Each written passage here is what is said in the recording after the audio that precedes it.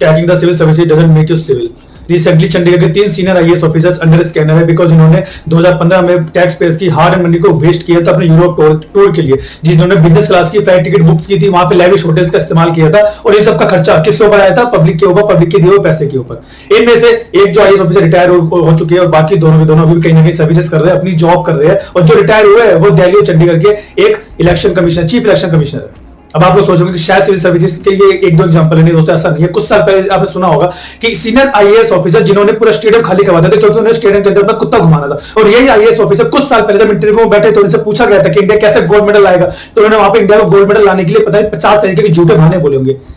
ऐसे IAS officer से हमारे देश को डिमांड होती है कि ये लोग शायद सर्वेंट, पब्लिक सर्वेंट है, शायद कुछ कर सके, पब्लिक के लिए कुछ कर सके, देश के लिए कुछ कर सके और लोगों को आगे बढ़ा सके। इंटरव्यू में जाने के बाद ना जाने कितने तरह के झूठ बोलते हैं, वहां पैनल बैठे लोग इनको सिलेक्ट कर लेते हैं और सर्विसेज में आने के बाद पब्लिक का पैसा सब वेस्ट करते हैं। इसलिए इंडिया को ग्रो करना है तो हमें ऐसे सिविल सर्वेंट चाहिए